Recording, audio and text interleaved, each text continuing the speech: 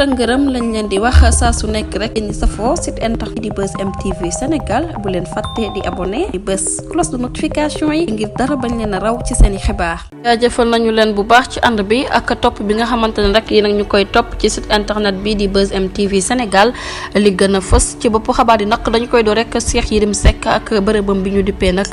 maison d'édition daal dinañ leen di daan juróom benn weeru kasa yoo xamante ne rek dafay ànd ak sursis ba noppi rek alamaan leen lu toll ci juróomi millions yoo xamante ne rek ay dommages ak intérêt lañ koy fay kii di capitaine ba woon di Seydina Omar Touré ginnaaw at nag ak benn weer ak ñaar fukki fan ak benn yi nga xamante ne rek moom la moo ñeel boobulee procédure nga xamante ne rek moo doxoon ci diggante capitaine Touré Seydina Omar Touré ak ki nga xamante ne rek moom mooy Cheikh Yérim Seck nag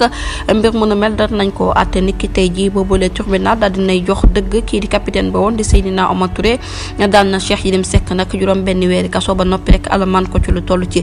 juróomi million ci suñu koppar mbir mu nu mel nag mi ngi daal di woon am rek ginnaaw buñ ne kii di Cheikh Yérim Seck amul benn preuve boo xamante ne rek mën na justifier kàddu yi nga xamante ne yëkkati woon na ko rek jëmale ko ci capitaine ba woon di Seydina Omar Touré ginnaaw nag bu mu bindee ci livre bi nag ñu dippee nag li nga xamante ne rek moom mooy Macky Sall moom nag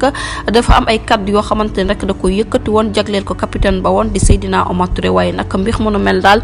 mel na ni rek moom ci jëmmi boppam da koo wax nag te amul ca benn preuve wala woon rek capitaine Touré daal di koy yóbbu fa mbaxana doone benn daal dinay am nag ndam ba tax na nag mu yëkkati kàddoom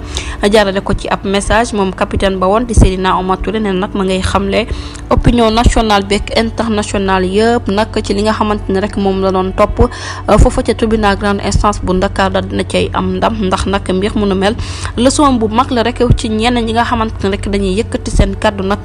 di wax lu ñaaw wala ñuy def lu ñaaw di ko teg ci ay doomu aadama yoo xamante ne rek yu set wecc lañ ay góor yu set wecc lañ ne ne nag ma ngay jaajëfal bu baax avocat bi di maître Moussa Sarr mi nga xamante ne rek taxawu na ko